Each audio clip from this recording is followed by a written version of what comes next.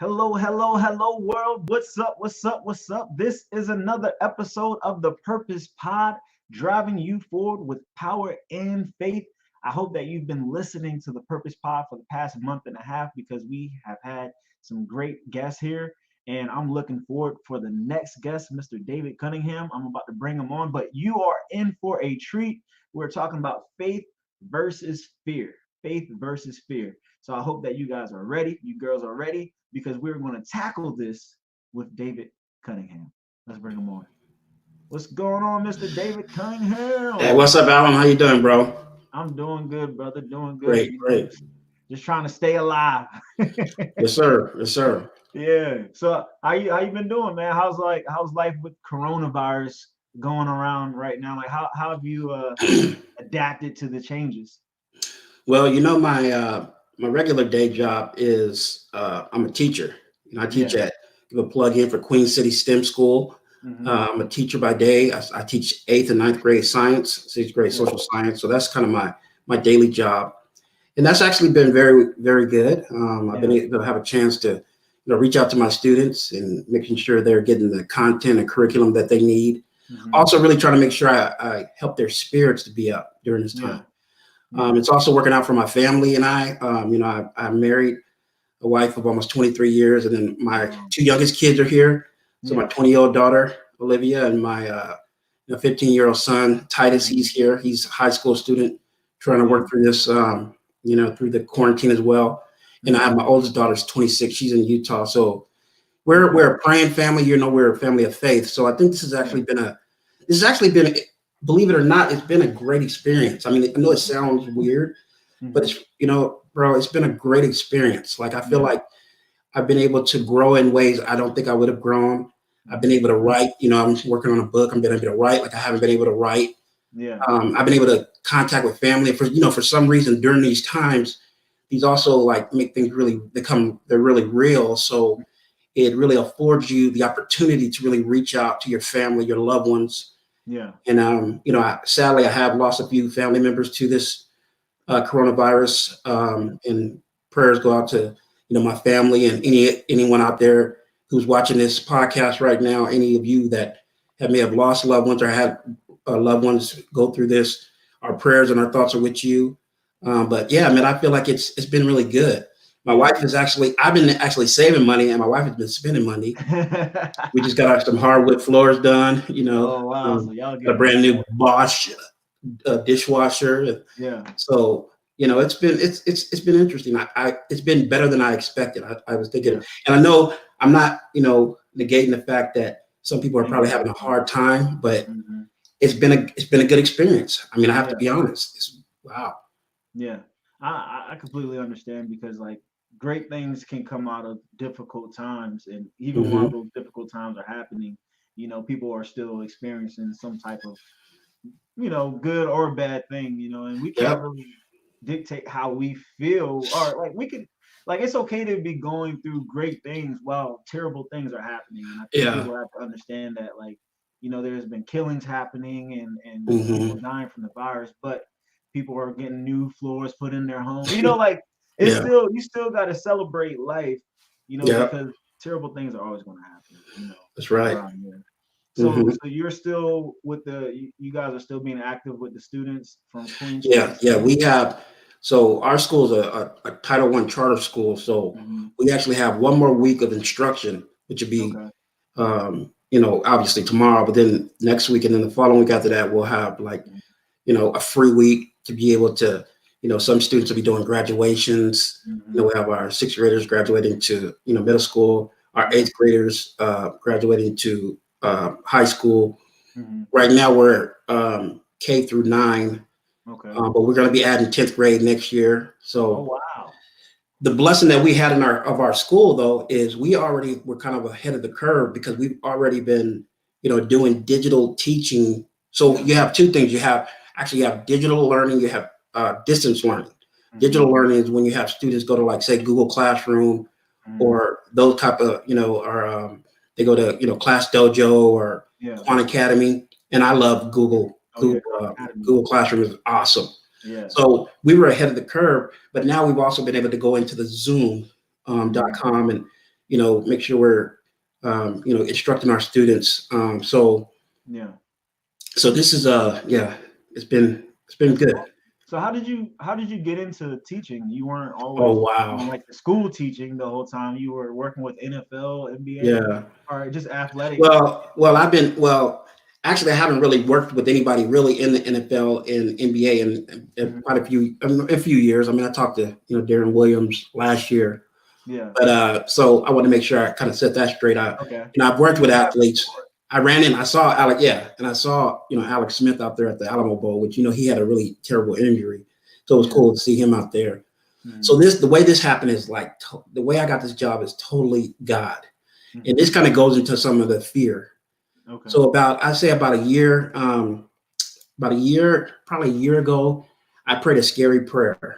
Hmm. And you're talking about, be careful what you pray for. And God has a sense of humor. I prayed, I said, God, I prayed, I said, if there's anything out there you want me to do, Mhm. I'm open. Like, I want to be open to you. This was last year, actually, before I start coming to Kings.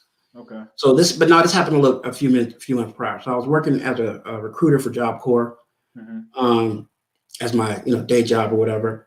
And man, little did I know. So a couple months later, um, they said they're gonna like take that our job from like 27 employees to like 6. And I'm like, oh, what's going on? So Yeah. out of me and another colleague, we had to interview for the position. So we interviewed for the position, Mhm. and then what happened is she actually got the job, which was cool. Mhm. But my wife and I just knew I had it. Everybody was like, "Oh man, I know you got to get the job, and I didn't. Mhm. So time was coming up, and I actually was asked. They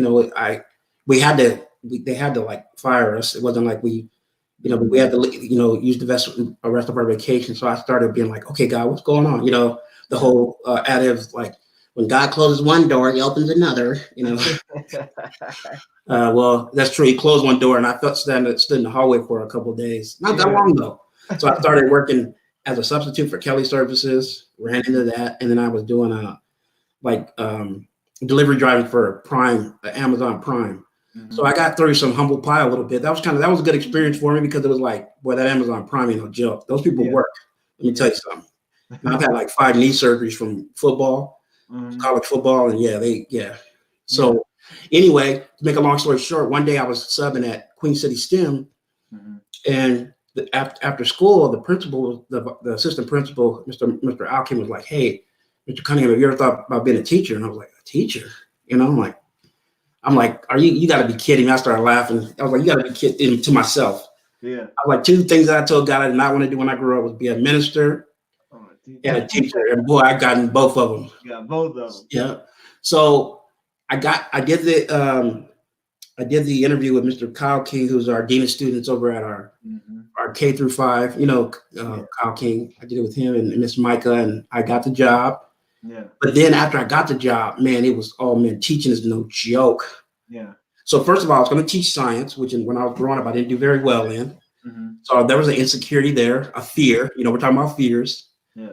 I'm like, science, man, biology, I think I got a D, and chemistry, I think I got a C minus. I hope none of my students watch this. Hey, but I've talked to them about a growth mindset. So, but Right. anyway, but in college, I got a good intuitive, some science class. I did really well in college, so that could make up for it. But anyway, the bottom line is I was afraid, but I feel like, but then as I got in there, Mhm. after about a few weeks, I was like, man, this is hard. I'm Yeah. like, not only in and shout out goes to my teachers. I want all the teachers out there, that especially during this COVID-19, I want to give a shout out to all my teachers, all my educators, administrators. Hey, you guys are my thoughts and prayers. You guys are rock stars as far as I'm concerned. So Definitely. as soon as I was there for about a month, then I realized, like, man, this. So I was asked to like speak at my church, Mhm. and as I was asked to speak, it was almost like God reminded me. He's like, David, I have you here. You're not Mhm. here because of you. You're here because of me. And Yeah.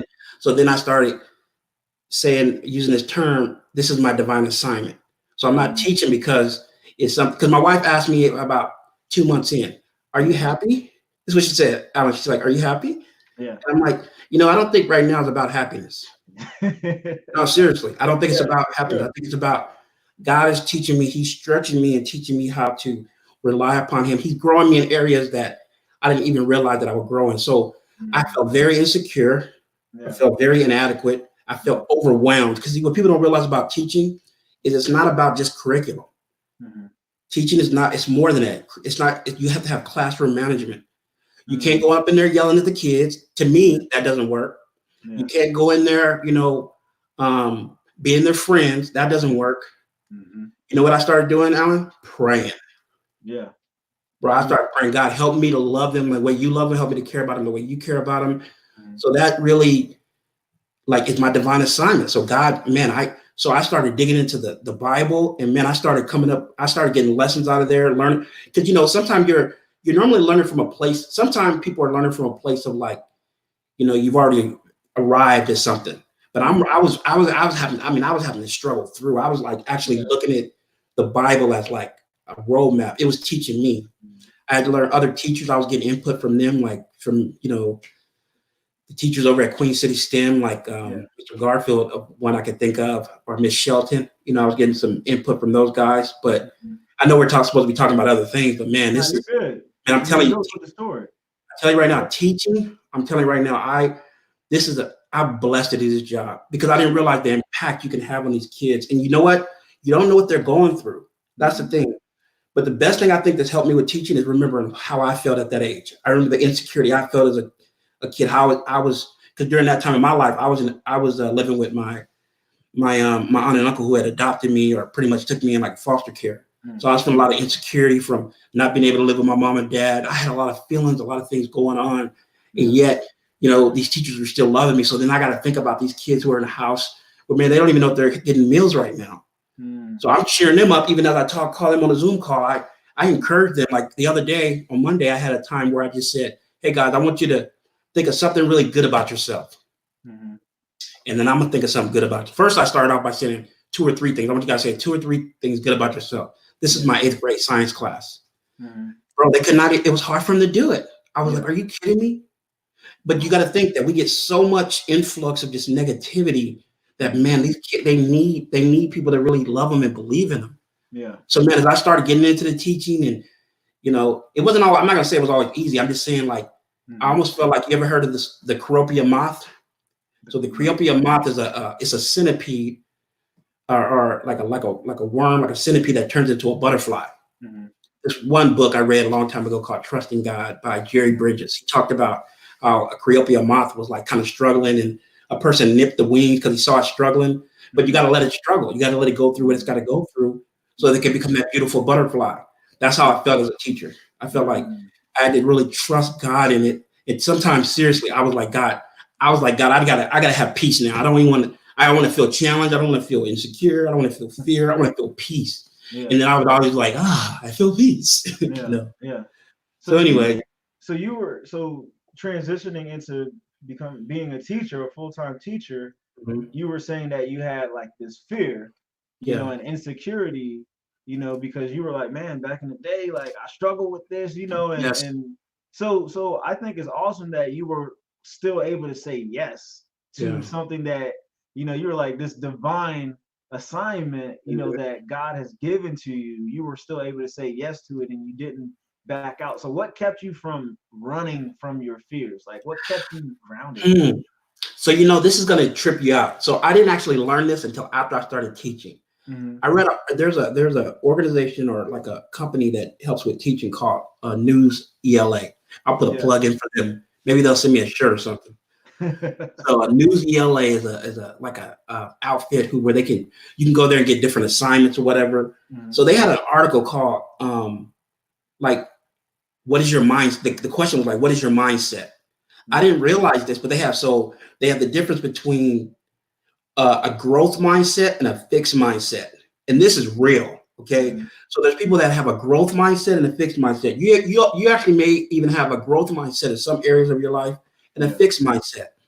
So let me tell you. So the difference is a fixed. So let's start with a fixed. A fixed mindset is a person who, their mentality is more like, if I don't get this, then I'm dumb, or Mm. if I get a C, oh, I'm not really that good at it, or whatever. They think in terms of like what you see is what you get.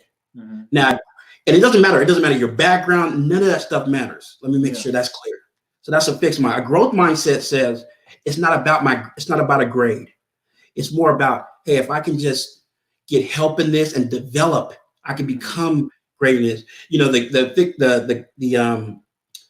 growth mindset makes me think of a guy named Simon Sinek. I don't know if you know who Simon Oh, Sinek is. thank you. He's the leadership guy. I love that guy. He's awesome. Yeah. So man, I read this article one time. I even had all my students read the article, but that's the difference. There's a fixed mindset and a growth mindset. And I think that's what helped me is the fact Mhm. that I don't have to know it all. And I'll put a shout out there to our assistant principal, Mr. Alkin. This guy's phenomenal. I'm like, where'd you come from? He's from Turkey. He's a cool guy, but he was just telling me, man, he was like, Mr. Cunningham, just hang in there. Cause some days I would feel like I remember I messed up. I was going to do a PowerPoint with my students. I'll never forget. I was going to do a PowerPoint with my ninth grade class. Mhm. And I said, troposphere wrong, or no, it wasn't. It was something that like, it was like hydrosphere is water. I Mhm. said some word, but I kind of messed it up. Yeah. So I didn't do this PowerPoint. Somebody made fun of me, and and I felt Oh, wow. so bad that I didn't do it because Yeah. I knew that they didn't know. I just chucked it up to like, oh yeah, you guys are just being knuckleheads in class. But I really felt it just really Yeah. gripped me with insecurity. Like, man, why am I in here? You know, Satan tries to play that Mhm. game with us. You know, Yeah. but then as time went on, I mean, I feel like I had some great people around me. Like I said, the administrators, they're very encouraging. Mhm. I feel like God really put a good crew around me. But man, I then that growth mindset. I think it was growth mindset, Alan. Honestly, so I actually used it. I even started talking to my wife about it and my son about it. You know, you start. So I was like, man, that's real. Like, so there could be things where you have a growth mindset Mhm. or a fixed mindset. Like Yeah. people knowing that have a fixed mindset, they always. And I think some people who maybe even watching this today with us, Mhm. they may realize they may have an epiphany. Hopefully that's what I prayed for. People may have an epiphany like, man, I have a fixed mindset, maybe in my marriage, Mm. maybe in my relationship with my children, Yeah. um maybe, I don't know. But I told my son, like I was talking to my son, I said, hey son, I said, I had him read the article. I said, what he feels like he has a growth mindset in basketball, but in Mhm. school he may feel like a more of a fixed mindset. Yep. And I said, and you know what's so amazing? My assistant principal said in his country, in Turkey, because we're a little different in America, he said in his country, they will fail you, but when you get an F, it's not like failure. You just got to learn it. Mm. You know what I'm I saying? You got like to just learn it. Yeah. That, I mean, So, that makes sense because the school system, like I'm in college right now, and mhm, if you think about, oh, let's just fail the person, what happens when you fail someone? yeah, And this goes into the whole fear versus faith too, yeah, because the thing that builds fear is that inadequacy, feeling like you're not good enough, or feeling like mhm, you're not smart enough, and having that exactly. fixed mindset, like you're Yeah, saying. So yeah, you see that happening a lot with students, and you probably saw it with your children too, right? yeah. But then what you do is you like encourage them. You help them. Like you got to speak to them in a way of growth. Like I Mm, think sometimes, honestly, if you think about it too, sometimes parents create fixed mindset in their kids. yeah. Think about it. When a parent says they're focused on is grades, Hmm. not what you got out of it, not what you learned, not your personality. This is another thing, Alan. That's why I'm really into personality. Like, okay, Yeah. maybe what if your child just has more of a creativity, more of an outgoing personality where it's really hard for them to focus? How can you know, create something and help them to like, okay, maybe we could get this. This is the way we like doing the hard work, engaging with your child to find out what's going to be the best system to help them to get a growth mindset. I mean, I Yeah. know there's people listening to this right now. Maybe they feel it, maybe they don't, but I'm telling you, I thank God that I've been open to catching like epiphanies, if you will, or pearls or diamonds, whatever you want to call them, wisdom, you Yeah. know. Um, and we can probably dab into this later, but another part of it I think is important. Like I was talking to a published about this as I was talking about the book. Hmm. I was talking about forgiveness and how I've seen in my own life and other people's life, if you don't forgive, Hmm. you will become like, or you will manifest whatever you lack in forgiving someone else. So if you Yeah. don't forgive and I'm not saying forgiveness is easy. Don't even trip. I Right. had a Right. hard time forgiving my father, but Hmm. as I decided to find out, what did my father go through, like Hmm. what did he was in the Korean War. Like, I mean, I remember last year, one day I was driving to work and I just busted out crying Yeah. because I was like, man, my dad doesn't have all the stuff I have. Mm-hmm. Look at the people I have in my, look at the mentors I have. Look at the sponsors and the people that have been in my life. I mean, I'm not here because I'm something great. I'm here because I've had people in my life. Yeah. But I'm telling you, forgiveness is actually crippling people emotionally. And I actually see it right now in someone's life. I'm not going to name them out of respect, but I see it in someone's life where they haven't forgiven someone and it's manifesting not the same thing, but similarities. Yeah. So forgiveness is real. Start And I don't know where that came from. I don't know where that came from. That's good. And I mean, like, even with you talking about the parent side, like I grew up the same way. Like I grew up with my stepmom and my father, you know, and so I had this kind of animosity towards my mother or just unforgiveness towards her. And I like you did, I sat back and I was like, wait, like I don't know what her life was like growing up. You know, like I'm not giving her excuses, but I'm trying to provide the not just the, oh, she's a mother, my mother, but she's a human being who was my age, you know, and went through her struggles and didn't have the right group. And you said a great thing there, David. You had the right people around you. And I feel like the same way. If I did not have the right people guiding me, you know, I would have fell off track a long time ago. You know? So with faith versus fear, how do you practice the faith part first? You know, because I think fear comes like, I think some of us are born with fear. We're all born with some kind of fear inside of us, maybe, or fears learned. I don't know the theory of fear. Really, Well, what do you think about that? What do you do to practice faith? Well, first of all, I think fear is, we're human, so we all have fear. I think that's just our human makeup. You know, I mean, Jesus had fear. You know, he didn't want to go to the cross. I mean, if he didn't have fear, he wouldn't have been. I mean, we know the Bible says that Jesus was made perfect by what he suffered. So, I mean, fear. I think faith is a response.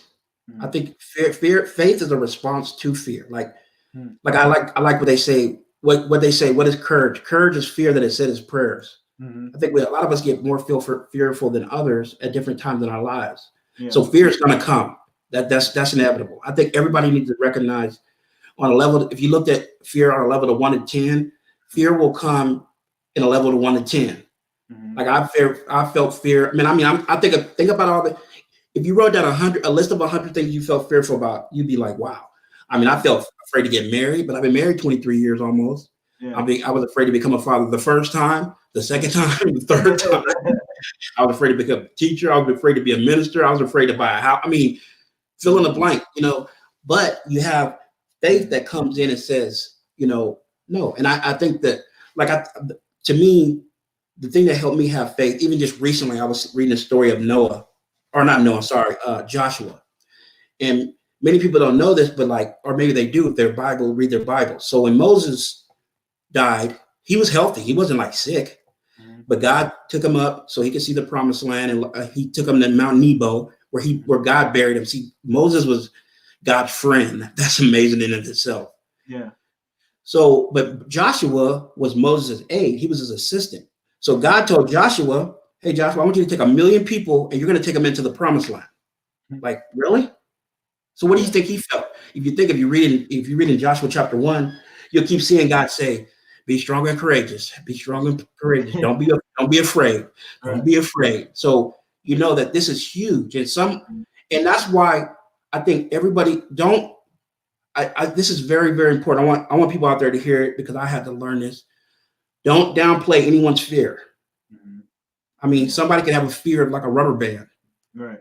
I know myself. I get fear with all those ants are in your little windowsill thing. You know what I'm saying? Yeah. But don't downplay a person's fear. Fear makes people do crazy things, but don't downplay it. You just never know what kind of fear a person's dealing with. Yeah. Right. Yeah.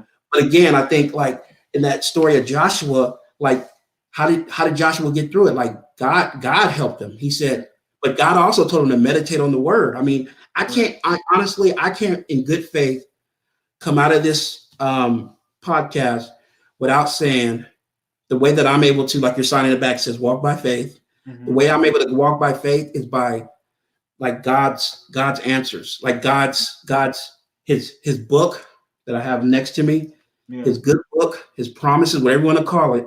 But that's what gives, I'm not going to lie to you, that's what gives me my faith. Yeah. I don't think I would be where I'm at as a man of God today or a man in general without the help of God, because I know when anything happens in my life that I feel afraid of, the first thing I go to is prayer. But I go also to God's answers, where the Bible says, like in Psalms 18, the Bible says, King David says, God stoops down to make us great. Or in Genesis 15, when God told Abram, in a vision, he told him, I am your shield, your very great reward. I mean, man, who doesn't want that? You know what I'm saying? So what So about the person that isn't a believer? You know, like how do they, like what could they do, like when approached with fear in a yeah, general sense? I think, well, for a person, I think that is not a believer, honestly, I'm not going to lie, that's a tough one. Yeah. Because honestly, Alan, that's how I came to believe back in Mm, 1994. yeah. Well, I don't think I was just afraid. I think I was also feeling a feeling of like, what is this? What does all this matter? Like, what's going on? You know what Yeah. I'm saying? I mean, I think because honestly, Alan, I have a hard time thinking that anybody can have real faith Mm, without it coming from the Bible, even if it's in some leadership book or yeah. self-help book that's had to come from a roundabout way. It's come from some story. Yeah. I mean, especially when I'm looking at, man, like, because I've had a few of those situations in my life happen where I prayed to God and he showed up. Like the Yeah. guy that, like, I'll never forget the guy that invited me to church. He might be watching, Justin Sharp. I was headed to a football meeting. I remember I was at one of the lowest points in my life. Yeah. And I was like, man, like, God, if you're really out there, please help me. I need help right now. On the outside, I look fine. Yeah. I'm a Division I football player at the University of Utah, nice school. On the outside, I look great. On the inside, I'm like, I'm dying. I'm sad. I'm miserable. I'm like, Mm, what is like, what matters? yeah. Like, I'm like, I don't want to, I'm depressed. I'm like, I don't even want to live. I Wow. don't want to kill myself because I'm like, I don't think you can go to heaven. I'm saying whatever, Yeah. but I feel like I'm just down. And yet this guy's like, he invited me, him and her name is Kathy, invited me to church. Mm-hmm. And what was so crazy about it was like, later on, a couple months, he told me, he's like, David, I prayed that I meet a black guy named David. He was a white guy. Really? Are you Yeah. serious? Yeah, he freaked me out, man. I was like, you crazy, Justin. Yeah, man, and honestly, for people out there that are, like I know my one of my mentors said, you never find a atheist in a foxhole. You're probably sure. But I That's know faith does some weird things to people. I know people go through. That's why, like, I try not to be like too like religious when I talk, but I don't know. I guess God has helped me. Like, this has been my walk with God. mm-hmm. Now, people have got hurt by people in the religious world. I felt hurt before, Yeah. but I think what that showed me is God was showing me not to have faith in men, but just to have Mm-hmm. faith in Him. Yeah. Okay, I think, yeah, He will teach you that. He will shake the tree, because I would believe in. There was a time in my life where I was so inspired by this guy that I was like, man, this guy's like Jesus. You know what I'm saying? And Yeah. yet something happened in that situation where I was like, oh man, Mhm. um, but no, but I even, the other part of it too, Alan, I had a really good friend I worked with, well, he was like a little brother to me. I don't think he'd mind me sharing his name, Darren Williams, who played in the NBA I think Darren played maybe 10, 13 years, Yeah. made some pretty good money. He knows he did. But I remember when I was in his life, actually, he was doing really well. It wasn't like he wasn't doing well. Yeah. I mean, I'm not going to share everything he shared with me just because out of confidentiality, but I know when Darren shared with me, like, when he was talking to me that day when we were having lunch, or actually brunch, I think it was the day after Easter, or something like that, day before Easter or something. No, it wasn't. It was in January. Yeah. Anyway, I think it was, no, yeah, that's right. It was the day after New Year's. We had lunch Mm-hmm. in 2010, I think, because he started studying the Bible and got baptized. But you saw somebody like that go from like really not going to church, really no faith, until, man, after he did that, it just gave him like hope. Yeah. Like the Bible even says that, like, hope deferred makes the heart sick. I think hope gives you faith. Like, Mm-hmm. hope and faith go together. Yeah. So I think when people, like, say, if people don't want to have anything to do with faith, and that's fine. Mm-hmm. I don't know. I just think the older I get, the more I just think, what else can you what else is there worth living for? I mean, I think I don't know. You only can make so much money, you know. Mhm. Um, I know people that are filthy rich that are miserable, which is crazy. And I Yeah. know some people who have great faith and that are rich physically, like, and they're givers. Like the Mhm. guy that sponsored my scholarship in college, this guy Yeah. was a man of faith. Did Phil Thompson. He did pretty well for Mhm. himself, and I was inspired by him. I'm like, wow, this guy has all this, and he has a faith. Yeah. So it's kind of I don't know how to. Yeah. I don't really know. You may have to get another person on the podcast to Nah. talk Well, we about can talk about it faith. because so let's talk about it because when let's just take fear and faith, right? And let's talk about the times where you were taking this teaching job and you were like, or when you were going to buy your house, or when you were getting married, when you having Yeah, yeah, yeah. you felt that fear. What is the natural response to fear? Like, let's talk about that. So let's take steps in Okay. there. So the natural response to fear is usually what? Running away, Yep. hiding, and fighting ourselves, Yep. and maybe even finding all the flaws. Like, Yep. oh well, I'm afraid of heights. I can't go skydiving. Yep. That means that I Exactly. can't get married to someone who wants to go skydiving. You start canceling yourself out from future events because of your fears. Yep. So I think combating the fear, like the Bible says, is casting down all imaginations and high things Yeah. that oppose yourself Yeah. against the knowledge of God. So like, and so if we do that, like let's say my fear of heights, I was working at this place doing electrical work, Uh-huh. internship, and Yeah. I was afraid of heights. I could get in an airplane fine, but like just being like, let's say if we were standing on top of a building looking down and we're like Yeah. 35 stories up, I'd be like, you know. So one day they told me to get in the lift, and the lift takes you up to the ceiling, right? Mhm. So I was like, man, I got to get in the lift, and then I was in with this guy Jason, and he likes to play around a lot. So when you're in your fears and people Yeah. don't respect your fears, like you were saying with the rubber, Yeah. your fears rubber, you gotta respect people's fears. So my fear was like heights, and this guy, we're up here, we're really high, and he just starts wiggling around in Oh man. the buggy thing. So I'm like, dude, like chill out, right? So he joked or whatever, and I felt bad as a man. I was like, man, I'm scared of heights, and I'm supposed to be Yeah. doing electrical work, and I can't get up high because I don't like heights. So one day, Mhm. David, I got in that buggy by myself, the little bucket, and I went up, right, and I just looked up at the ceiling first. So I looked up and I just went Yeah. up, right, and I got up to the top, put the emergency stop on. I look over to the side, and I'm just like, I stand there, and then I go back down, and then I go back up again. So like facing fears it could look really stupid to other people. Yeah. You could look really silly, but that's something that we have to. So that's how I practice like facing my fear. Okay. Was just going in that bucket and going high and going low, going high and going low until I felt the butterflies leave my stomach. And I know I've dealt with like anxiety in my life, where I'm like, oh man, I feel afraid to go on the freeway right now. And Yeah, anxiety is real. That's why I'm saying, like, I mean, people have real anxieties that's and true. they could have them for a variety of reasons. I know Mhm. I grew up in, you know, uh, some abusive situations where I was afraid of certain things, whether it was dark or the boogeyman or whatever. Yeah. And like I said, some people have legitimate fears and you don't know. That's why I don't make fun of anybody's fears, because you don't know where they're coming from. They may be Mm. coming from a real place of like, hey man, this kid like they may be afraid of being home alone because Mhm. when they were younger, their mom and dad were out, doing drugs or whatever, um, and weren't there. Like I know a situation where a kid was his mom like was a woman of the night, so Mhm. she would take him with her, and it Mhm. made him really angry person. It made him actually an abusive person. Wow. But I got to meet this guy and talk to him, and I don't want to give too much because then people know who it is, Yeah. but um, but I was able to talk to him and just really have compassion for him. You know what I'm Yeah. saying? Like that's sometimes what people need. Like before you start judging someone's life, like find out what they go through. Mhm.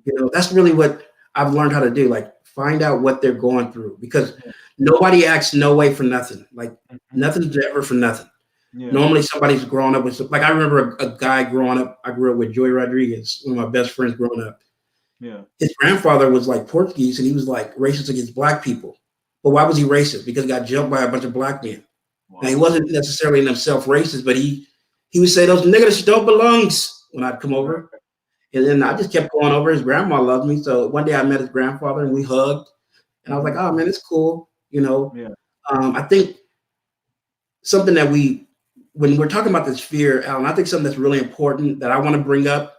Maybe you don't want me to bring it up, but I think really just not having a fear, like really celebrating differences of people. Hmm. As Yeah. I grew up, I was blessed to go to and especially in the climate we're in right now, and the situation happened. I don't want to bring any situations up because they're very sensitive. And I love my black people. Don't get me wrong. Yeah. I'm from Southeast San Diego. I love black people. I'm black, right? But I also like celebrate differences. I have a mentor right now who's an 80-year-old white guy named Bob Huff. He's probably watching. And Hmm. Bob, he's on the other side of the tracks. You know what I'm saying? But we come and we celebrate our differences. But I'm Hmm. telling you, that right there helps you grow more than you could ever think. Yeah. But I just think about, man, like I remember one time somebody saying, "What color is God?" I said, "I think God's the color of water." I think it was maybe been a book. God's the color of Yeah. water. Oh, his color is clear. I'm like, no, that's not the color of water. Yeah. Water, like, it's not a color, Yeah. right? And I just think that I Hmm. feel like when we say quote unquote we're Christian people, I Hmm. think God wants us to really like celebrate each other's like differences, like Right. and that's something I was able to do, whether it was going to college at a school in Utah where I'm from California or whatever. I think people are afraid of it, Yeah. so they grow up with these. Because I'm not gonna lie, when I was growing up, I had like some different feelings or ideas of how this person would be or how this racial group would be. Yeah. But I really would strongly encourage anyone listening to this podcast, go find out about a person individually. Like, don't Hmm. just clump everybody up together. I don't think that's right. And if Yeah. a person is that you want to meet or you feel like they are a little like off the cuff, maybe you can Hmm. find out why. Why are they like that? What is it going on with them? Like, Yeah. something happening in their lives? You know what I'm Yeah. saying? Like, because that's really allowed me to because I feel like they give you a freedom. They give you a freedom to open up. I'm not saying that you're gonna like everybody and agree with everybody. I'm not telling you to go hug the toxic people. No, I'm not telling you that at all. Actually, I got loved ones in my family that they're toxic. I'm not messing with that. You know what I'm Yeah. saying? So, but Yeah. I think when you embrace differences, I think it really can bless your life. You know what I Yeah. mean? And we So, really don't know what people go through. I was going to the Strategic Behavioral Health Center, to yeah, help with my nonprofit, yeah. and there were kids there that went through molestation and Oh, wow. watching their mom overdose and die, and watching their dad get murdered in front of them. And Gosh. so like these kids were going through so much, and Wow. like let's say 30 years from now, David, they're going to be 30, 40, 50 years old, right? Our And age, our they're, age. yeah, they're going to be living with this fear because of an event that happened in their life when they Mm, were a kid, and maybe some adult, that's around their age is going to make fun of them because they have this fear or this mm. anxiety, or they're living on the streets because that fear made them homeless. Like we never Wow. know what people are going through. Even after this coronavirus, we don't know who lost who. Yeah. So we could be on Walmart the next day, and this lady probably lost her husband due to the Wow. coronavirus, and she smells, or Wow. so you just don't know Yeah. what Yeah. people go through, and why their fears drive them to whatever place they're in. So Oh wow, bro. You just hit me in my shana now with that one. That was good stuff. You preached to me a little bit there. yeah, yeah. So I think I was gonna ask you, like, have you ever experienced faith in the midst of fear? But I believe you covered that when you were talking about, just taking the job as a teacher and getting Hmm. married and being a father. You experienced faith in the midst of fear because you had a change of perspective on the Yeah. exact situation, right? Hmm. Yeah. I mean, I think the another way that I feel like I've experienced faith through Mhm. fear is humility, learning that it's okay. Like, I know I refer back to the Bible a lot because I feel like it's helped my life. So Mhm. they said that there's a wisdom that comes from heaven that is that's why it's called a wisdom that comes from heaven, right? Because Yeah. it's peace loving, it's Mhm. submissive, it's sincere, that's full of mercy. So it has things in it that sometime in our world we're not really too keen on. And one of the big words in there is submissive. Yeah. So submissive is like humble. So I think that the way I've been able to have fear through my storm, and I'm still learning it, is being married. See, because in my family, like the man ran the house, he ran the goddamn house, you know what I'm saying? And in my house, it's like, no, my wife and I love her. She's my queen. I treat her with utmost respect, but I'm humble towards her. Like, but I have to get help from outside men in order to how to have a relationship.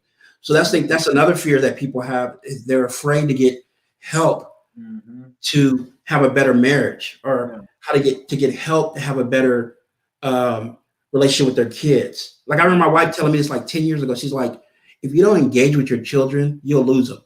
And I'm like, really? I'm like, who do you think you're talking to? You know what I'm saying? But as time went on, I'm like, no, that's real. Like, I got to make sure I engage. So I had to really work on my relationship with my middle daughter. I really, because we're so much alike, but I had to pray on that thing. Like, I had to really, bro, I'm talking about pray and fast. Like Jesus said, this was prayer and fasting. But it really helped our relationship, because what it did is God showed me, like, your daughter needs you to be submissive towards her. He needs you. The stronghold I had to break was my pride, thinking, oh, I'm the father, I know better. My daughter, she wasn't feeling very loved by me. I wasn't a safe place. So I had to grow. I got to put on my big boy pants and be sincere, full of mercy. Like, what does that look like? A little girl coming to her dad, and she doesn't even know if she can come approach him. She's walking on eggshells. I mean, any of us would be like, if I told you that story about someone else, you'd be like, what are you talking about? No, that was me. But that was the fear that, well, shoot, she doesn't want to be close to me. Forget it. But I had to have so believe it or not, I believe in our own households, like even in people's homes, there's a fear that sets in with a father with his children because of his relationship with his father. That's good. And he's afraid to approach the child because his dad didn't approach. He's not afraid. He doesn't know how. You don't know how. So you got to get help with it. But because it feels so foreign, fear sets in. If something doesn't feel right, you feel afraid, right? That's normal when fear comes in, if you don't understand it. But sometimes you don't have to always understand. Sometimes you got to be just humble and learn and ask God to walk you through it. Because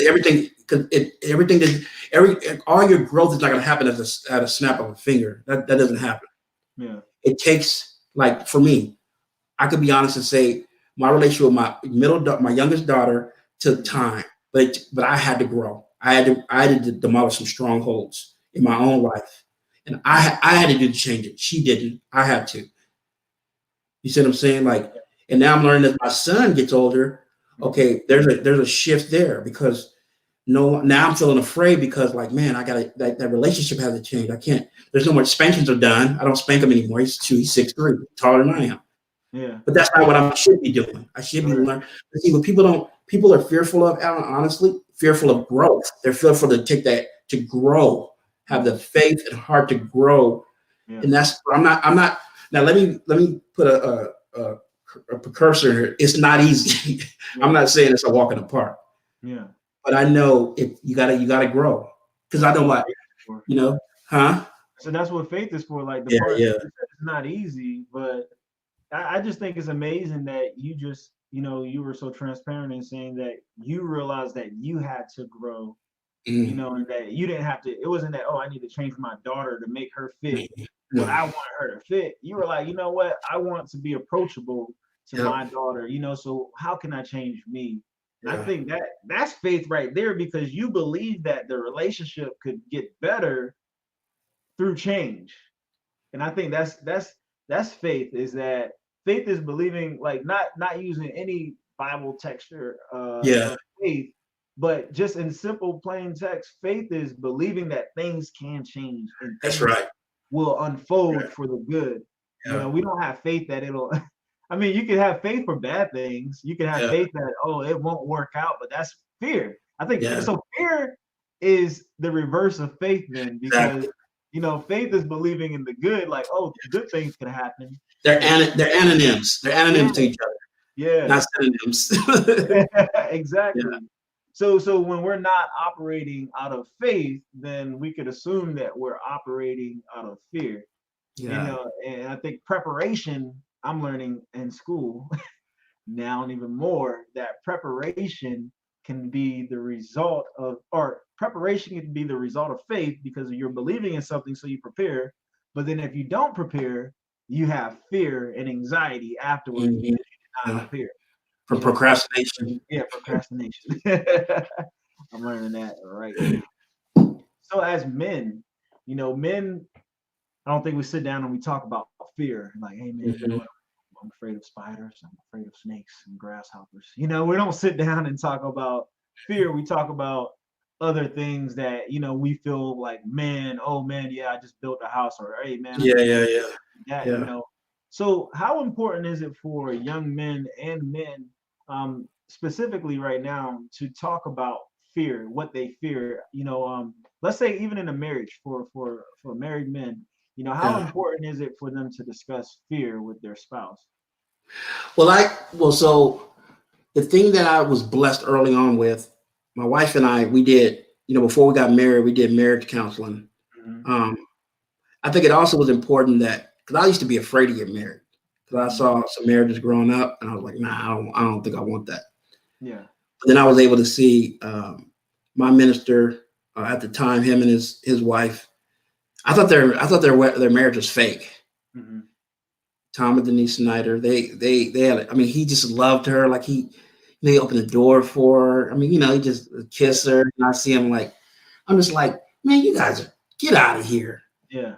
Let's see how long this lasts. I'm gonna give it like a couple months. Mm. And I've known them for like 20 years. They still do the same thing. Yeah. And so I remember him. I even remember when I was getting married to my wife, and I was trying to you know, oh, we should do this for the wedding. And he was like, David, you just should just shut up. This is Yeah. your wife's wedding. This ain't your wedding. This is your wife's Nah, but wedding. no, but honestly, Alan, one of the things I think I see, which is sad, is I think men need to talk to other men. You know Hmm. what I'm saying? Like I believe some men have to break a curse in their families to where it's no more like hush hush. Let me go and get help from another man. I'm Hmm. really blessed to have my mentor who is my sponsor. Like he's my mentor, but he helps me. I have some other men in my church, like a friend of mine, Ron Drabo, Greg Wacker. I have a few guys who I relate in my that are in my like circle of friends that Yeah. I can talk to about my marriage. So because like we're like fit, sometimes we're like, and this will make sense as I share it. So we're like fish in a fishbowl, right? Yeah. We can't see ourselves. So Hmm. sometimes people can see how whack you act, and you got to have those people that can see how whack you act, Hmm. tell you how whack you're acting. Right. My wife needs to have men that she can go call up and say, David's really just tricking off right here. He's off the chain. Can you Yeah. talk to him? Hmm. Like, and she needs to have someone because think about it. Normally, men are like saying, okay, it's just me and my wife together. No, you're not. Think about it. Anything great you're going to have in life, you got to have teamwork makes the dream work, right? Teamwork definitely makes the dream Yeah, work. yeah. You got to have, you got to be, so people want to, like, you go to school to learn, right? You want to go to school to learn a subject. You want to go to school to learn this. Well, you got to go to school to learn how to be married, especially for people that have been married longer than you have. Yeah. And I know I haven't been married 23 years. Well, it'll be 23 in July Yeah. because I'm just so awesome. I've done a lot of things wrong and I've done a lot of things right. But as Hmm. far as like, but I do share my wife. One thing my wife and I do a lot is we pray together. I Yeah. feel like that's the common denominator in our marriage. It's like a triangle. Hmm. God's up here and then we're on the side just coming on up. Yeah. You know what I'm saying? I think so. I think when a person first of all gets married, make sure they're marrying someone who they feel like they have the same ideals. You know what Hmm. I'm saying? Because if you don't, you're not gonna. And I was blessed, honestly. I used to be a really wild guy before I was a Yeah. Christian guy. So when I got married, I mean, I dated my wife. I didn't kiss my wife till the day I married her. Yeah. So that was really a blessing. Hmm. And but throughout our marriage, it hasn't been a walk in the park. But I'm grateful for the challenges. Yeah. And I think the longer you're married, like now my wife and I laugh because we're like, when you're younger, you got all that energy and that testosterone. And then the older you get, you got to be like, Hey, babe, I'm tired. You getting old. I gotta, look at the grades in here. You start to Oh, you gotta be afraid to say, hey, I don't feel like whatever, or yeah. you can't be afraid to share your insecurities. Hmm. And I think it actually gives your wife more confidence. Like women want to feel like, so I know men want to feel respected. Women want to feel loved. Hmm. That's Yeah. real. And I Yeah. know I want to do whatever's gonna make my wife feel like the black queen she is. Yeah. You know, Yeah. That's awesome. And but that's I know I've made mistake. I know, like for I remember for Valentine's was kind of, I didn't do a good job, but then Mhm. a couple months later, I got my wife a little, OK diamond back in the day. So I had bought her a new ring and took her out just for no big deal. Just like, hey man, I just wanted to make her feel like loved. And I think so that's the part with the marriage part. So I think what brought that up, honestly, Alan, is like the beginning of this year, I saw this lady on really quick. I saw this lady on Instagram and she was talking about gratitude. She's Mhm. probably in her 60s, but she looked like she was in her 30s. And I was like, what is she doing? Yeah. I want some of that. What's she doing? But she was just talking about gratitude. So every day she would like write about it or pray about it. So three ideals I started to live by each day was like humility, obviously being a teacher, Mhm. vulnerability, and gratitude. And man, I'm gonna tell you right now, like for some reason, gratitude is like almost like a form of worship. For you Christians out there, I think when you're grateful, it's hard to want to do something bad. So the more I would start going after gratitude, the more I started seeing like ways I could be grateful. Yeah. It just was amazing. Yeah. So anyway, that's a little side plug. But That's yeah, real. I hope that. Go ahead. No, I was saying that's real though, the gratitude part. And I know you sent out a text last week about gratitude. And I just think that gratitude could even build your faith because you Mhm. see the good that you have. You know, Yes. if I say, God, I just thank you for having an apartment or having food in Hmm. my refrigerator, clothes on my body. Like you start to think like, man, you know what? I believe that I will. Like there was a point where I didn't have this and now I Hmm. have it. So your faith increases, I guess, each time you transition into another sphere in life or another realm in life where you're now married. You're not a single guy anymore. You're not Yeah. just anymore. You're married. So you're like, man, I'm thankful for my wife, or I'm thankful for the house that we have, and I'm thankful Mhm. for our cars. And you're like, man, we didn't have cars before. Yeah. We didn't have, Exactly.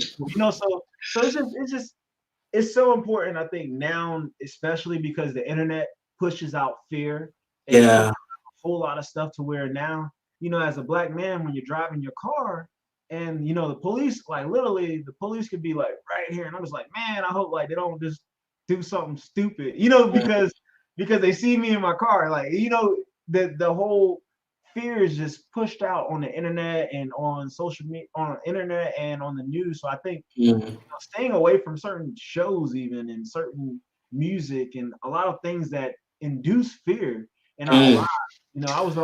I was walking from my car the other night a couple of months Mhm. ago, and it was probably like 11 o'clock, and I thought I locked my door and it didn't make a noise or anything. So I was like, all right, let me walk to my car. So I go up to my car, and this black guy comes out of the corner, like by the trash can area, and I was like, who's this dude? Yeah. Immediately I felt fear. I was like, well, what if he tries to rob me? I don't know Yeah. why, David. I don't know why my mind Uh, started thinking this, but I feel like it was just the system of the world started influencing the way I was perceiving this mhm. African American male who was walking through the neighborhood, and he was walking towards where I was at, in our parking vicinity, and I started walking back towards the house, and I walked up a little faster, and my heart was racing, and my anxiety, like even with PTSD and stuff, like Yeah. Yeah. everything. Yeah. Yeah. So my anxiety just shot through the roof. So now my heart's racing, and I feel like this dude is about to attack me or something when nothing is happening, but I have this Wow. fear, and this fear came out of nowhere. So I say all that to say, like a lot of like how you were talking about with just having people from different diverse backgrounds and ethnicities around, Yeah. learning from those and embracing the differences. I think the same goes for people in our own um, Yeah. group, because like when we met each other at Golden Corral, like Yeah. it could have been like, oh no, that's just another black guy, and whatever Yeah. our stereotype is for a black guy, because we all have stereotypes that we believe certain people have, and it's like, what is it? A bias, implicit biases, Hmm. so how do we get out of those fears and trigger our faith? I think that's the biggest part that we have to do this year, is to step out from our fears and walk into our faith, and get rid of our stereotypes about people. Yeah, no, that's good. So Yeah. you just made me think about something. A friend of mine, so a couple of weeks ago, I was wanting to get more into like meditating, Hmm. and not meditating for like, just meditating more like just calming down. 'Cause I Yeah. could tell that I'm a person that's like always going. Hmm. I had one of my friends, low key, he didn't come out directly and say it, but he kind of come out just like, you talk too much. He I might as well have said it. get But but anyway, I put it on Facebook. I'm like, is there anybody? I said, so I forgot what I even said, but then my friend hit me up. His name is EG. And he's a police officer. He's an African American police officer in San Diego, California. Mhm. And man, we talked for like over an hour. Yeah. And man, he helped me to. Oh man, he broke some stuff down. Like he was talking about like we were talking about. Have you ever heard of emotional intelligence? Emotional intelligence. No. Yeah, you got to get somebody on here talking about some emotional intelligence. That's a great topic. No, I mean Yeah. seriously. Okay. All right. Or like emotional equity. Like this is something I do huge in my classroom as a teacher. Emotional equity is when you try to just really pour into someone how much you care about them, like almost deposits, like like where you just really encourage, just try to overflow with encouragement. Yeah. So we were talking, but you know what he said to me that hit me the hardest though? He was like, he said, David, well, people have to learn how to have compassion on themselves. And I Hmm. was like, wow. I was like, you'd have thought like I've never heard the word compassion before, but for Yeah. yourself. For yourself. You talked about PTSD. I actually Mhm. had that from dealing with abuse when I was younger. From 1 to 6, I dealt with so much abuse from 1 to 6 that it would have made your head spin on, Wow. physical, sexual, just a different abuse I dealt with. Um, but when he said that, I was thinking like, wow, man, like how much compassion do we have for ourselves sometimes? Just like even though we blow it, how much do we forgive ourselves? Yeah. Because sometimes what people do is they get in this like cycle where they blow it once, so then they blow it again. They just keep blowing it instead of being like, hold on, Mm. let me have compassion. Let me just like almost like let me hug myself. Right. Let me encourage myself. Hmm. And it looks different maybe for everyone. Like, but I Yeah. think some people do need to give themselves like give yourself a break. Yeah. And it was cool because when he was talking, he said what he has to deal with is he has to deal with being a black man from the hood and a Mhm. police officer. And I was like, wow, I thought I had it tough. Yeah. And then he also has been like on a gang task force, a SWAT team. And now what he goes around doing, he teaches people how to meditate and Hmm. he teaches them like this whole emotional intelligence. Yeah. And the real strong important reason they're trying to teach this to police officers because like for instance, if I'm a police officer and I'm coming to deal with you, right? Hmm. I don't want to have my emotions higher than your emotions because Hmm. that's what really gets people off the chain anyway. And that's Hmm. what I'm realizing about myself. Like normally I try not to respond to my wife or my kids if my emotions are high because I know normally when your emotions are high, ain't nothing coming positive out of that. Right. But think about how much cops you have to deal with that. You know Yeah. what I'm saying? How much they have to deal with black cop, white, any cop, just the Yeah. emotions they feel, the stigma they already feel. It's Hmm. almost like, well, I don't want to put that because somebody might get mad at me if I say that comparison. But think about it. Cops have like a bad stigma. Hmm. We look at us, we have a bad stigma. You see what I'm saying? Like Yeah. that's why I'm talking about like embracing differences. So you can see that. Think about who has like if you think about what are the 5 people or groups that have negative stigmas, what would they be? Be black men, police officers, the president. I mean, whatever. You know what I'm saying? You'll be, Right. but it's crazy. But Yeah. instead of us having compassion for each other, we give the alternative. We're just like that person shouldn't be. You know what I'm saying? Yeah. Instead of being like, man, they're human too. Like Hmm. what what do they feel down about? Like almost like reversing it. You know what I'm Yeah. saying? And Yeah. that Yeah. comes back to me, I think, of gratitude, like having like but that's where the emotional intelligence comes in because emotional intelligence brings about an empathy that you can have for each other where you're like, man, like you said, PTSD. I need to start praying for Alan. What is he feeling? I remember the day we talked and we prayed together. That was Yeah. awesome. Yeah. Like Yeah. I think if people had more of a like, I mean, I know we always say like the golden rule, but it's true. Like Mhm. if you really like love and care for someone, you know Right. what I'm saying? That would Um, solve a lot of things, and it could heal a lot of things inside of yeah, us as well. Like compassion isn't just for that person. You know, when you love on somebody and you do it, without any other intentions, you just want to purely just love on someone. I feel yeah, like you have this fire inside of mm, that changes you, and it even yeah, brightens up your day. Like think about if you open the door for someone and that just made their day, right? yeah, And or you pulled over on the side of the road because this lady or this guy is trying to change their tire, and you just mhm, stopped to see if they needed help. Like think about how much compassion that you could feel at that point in time, and then the love that they see that you are sharing with them, despite if they're mm, black, white, or male or female. They just see you pulling over and being concerned about their well-being, and that wow, changes your day. Like you could go, like after you change that tire. I did that one time. Like I changed this yeah, lady's tire on the side of the road. I would do this a lot of times, daytime. If it's a female, male, I'll do it, but just in the mhm, right setting. I got to make sure, of course, wisdom.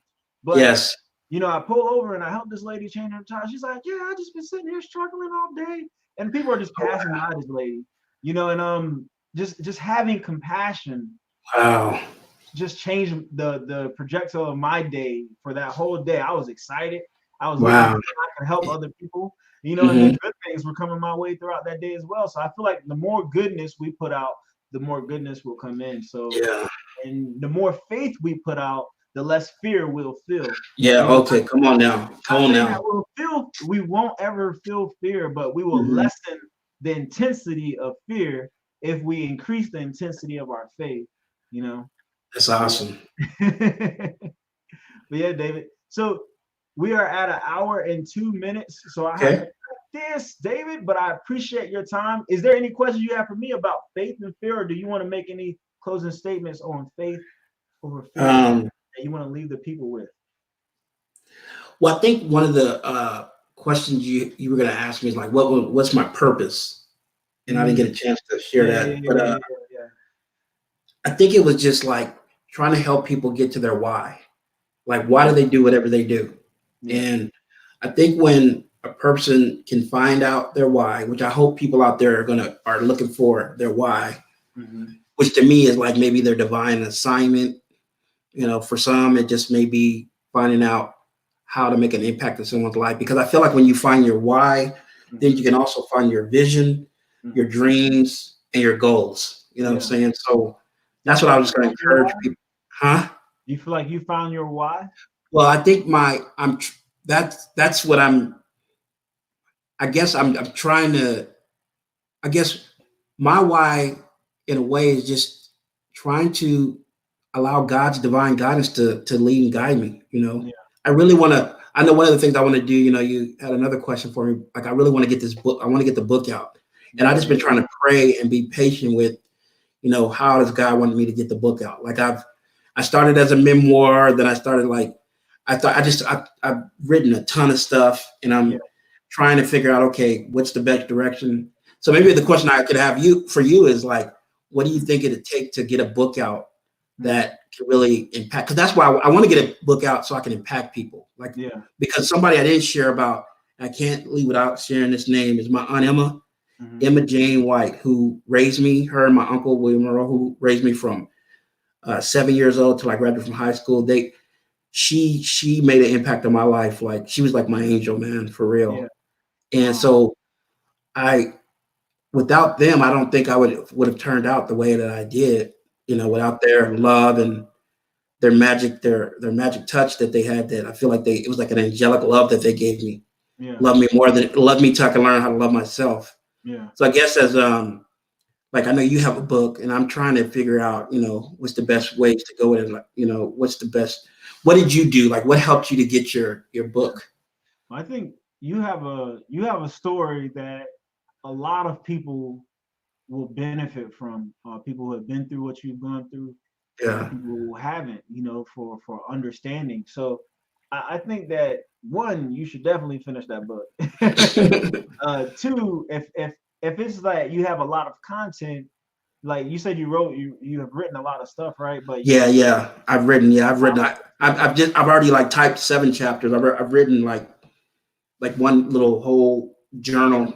It's just and I've just been what do you taking feel notes. like But your yeah, goal is for the book? Is it, do you want your goal to, do you want to share your story? Do you want to be an autobiography? Like how do you I want want it it to be like the way that the last publisher lady I spoke to. Like I want it to be something where it takes a few incidents of my life and it's just powerful. Like I know two of the things she talked about was like I got the whole thing with the growth mindset. I wanted to share that and how hurt people, yeah. but like how if you're if you're hurting and how you can get through it, or if somebody's hurt you, having that forgiveness that you don't allow, like having a forgiveness so that you don't allow it to manifest in you.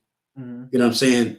So that like being able to fully forgive people, like and even walking through that process, how I can help someone walk through that forgiveness process. But I want to know how to communicate that in a way where, Yeah. because I don't with my writing, I'm trying to learn how to do show not tell. So Yeah. that's what I'm trying to find out too. So it's I'm just being, I'm patient with it. I'm not trying to just rush something. I want to make Yeah. sure it's organic and raw and real and stuff. I think you should I think the first, so you have what you have, right? I would so it's never too late to take a step back. I didn't say Yeah, start over. I said take a step back, right? Because you want to have this. What did it say? Keep the end in mind. The 7 habits of highly effective people, right? So he says keep yeah, the end in mind, right? So yeah, think about your end. You said you want to impact people, and you want to help change people's lives. yes, So the end is there, and then it's the who. So yeah, who are we going to talk to? Are we talking to the people who have gone through child abuse, or yeah, like are we talking to the guy that's married, that so you could be talking to several different people throughout your book, like each yeah, chapter or the stories could align to where you're one taking it from the child, and two, you're telling the story about the child, that the child has this impact from the father and the mother that changes the trajectory of his life. yeah, And then you talk about the forgiveness. So I think there are lessons in your life story yeah, that you can, and I can help you build that. I can help you with that, bro. I'll help you with that. So because you have something that even the kids in your class need to read, because yeah. children go through real life stuff Oh that's yeah, not talked about at all. yep, So but yeah, so I think one, look at the end. What do you want happening at the end of your book? How do you want people to feel? Do you want people to end up calling their mom and saying, "Hey, mom, I forgive you for what you did." mm, wow, And I don't understand why you did it, but I understand that wow. you were going. So like No, you that's want, powerful. I like that right there. I'm gonna write yeah, that down. yeah, I'm do gonna that, write bro. that down. Because it'll help writing easier, because now you don't have to like you don't have to go anywhere outside of you to create this book.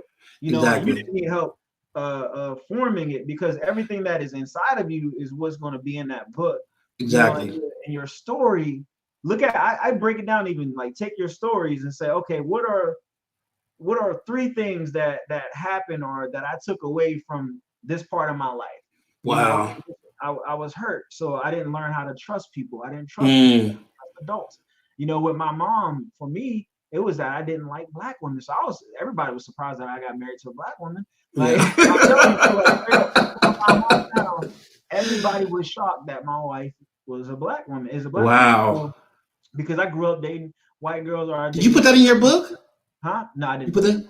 Oh, okay. that. But That's powerful that's though, what, bro. That's powerful. yeah, because my hate, I don't want to say hate, my dislike for my mom Yeah. uh, caused me to feel that black women were a certain type of women. Even though Okay. there were good black women around me, I just Yeah. took that and was like, all black women, like you said about your friend, the guy, was Yeah, it? yeah. My best friend's grandfather. Yeah, your best Yeah. friend's grandfather. So like, it wasn't that all black women did something to me. It was just that this happened with a black woman that was supposed to be my nurturer, that was supposed to Yeah. take care. Yeah. So like when it hits that deep, it causes us to create a whole story about a whole other everybody else. So, but yeah, I would take that and say, okay, let me talk to the kid. That's what, talk to the kid who is Yeah. going through what you went through. Talk. Mm. just talk to him and write that book. And people will read it and they'll be like, man, I just feel like he's talking to me, you Yeah. know? So Yeah. yeah, I hope that helps. I know that was, No, that's good. No, I like that. No, Ben, I'm all open to input. Remember, yeah, humility, vulnerability, and gratitude.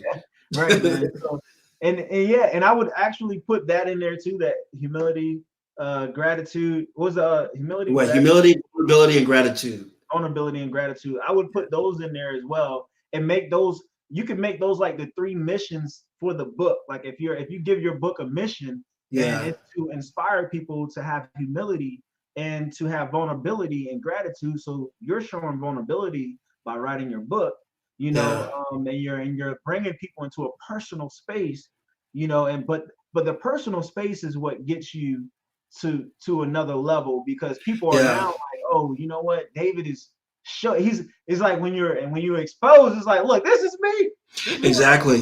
so Exactly. but But I people want people to have hope, and I want people to have hope by seeing the real. Like exactly, you can be open and real, right, and still be confident. Like, yeah, you know what I'm exactly, saying? yeah. So people will receive hope from your book, man, and just see the value in your story, because you Yeah. are a product of your story. You are a Yeah. product of your story, and you're in the school right now, impacting lives, and just even if, like you said, you messed up on a word, and I mess up Oh on a yeah. whole lot Yeah. of words all the Yeah. time. Yeah. One of the things that was going to keep me from motivational speaking was the fact that my vocabulary is not that big. Like I Yeah. don't know all the big words that so that was going to keep me from Yeah. doing Yeah. it. Yeah. It was going to keep me from writing my book, because I write in a simple way. Like I don't use big words that you got to look up in Yeah. the dictionary. Yeah. That will suffice. Yeah. Yeah, yeah. Exactly. Yeah. So I believe that is staying in your lane, Mm-hmm. staying in you. I don't need to be like Tony Robbins. I don't need to be like Les Yeah. Brown. I don't need to be like anybody. I told my wife this the other day. I was like, I feel so secure that the way I present my stuff, like this podcast, like Yeah. we can talk about fear and faith, and then we could talk about writing a book. We could talk about anything that we want in the midst of all of this, because it's my show and it's what I Yeah. do. So Yeah. No, this so is awesome. Hey, I do want to tell you, I was, for what it's worth, this is my first podcast I've been on, yeah. and I was really honored. It was a really Yeah. honor. It was cool. I liked it. Yeah, man. I'm glad I got you on here, bro. And I look forward to seeing you doing the great things that you're set out to do. And I look forward to helping you with your book as well. Um, Yeah. and for anybody who needs to reach out to David, please reach out to him. I have his info here. The best way to reach him is on Facebook. Facebook. Yep. Facebook right here. Bam. We have Instagram and Facebook Yep. right Yep. There there. it goes. Yep. There it is. So yeah, guys. All right, David, I appreciate you, brother, and I hope And you have thank a you. blessed day. Tell your wife Yeah. and family I said hello. Yes, sir. You too. All right, brother. Thanks. God All bless. right. God bless you. Bye-bye. Bye. So this has been another episode of the Purpose Pod, and I am so thankful that I had the opportunity to sit with Mr. David Cunningham. He is an intelligent being and a passionate being. I look forward to his books, so please go follow him. He is creating a masterpiece. And if you are struggling with fear, I pray that you do what David said and invite people in your life, that invite a circle of people who can help you uh, cope through your issues, or even go through your trauma that you went through as a kid. Please don't go through this alone. You are not alone in this walk. Um, and David just shared some very vulnerable pieces with us about his family, about his upbringings.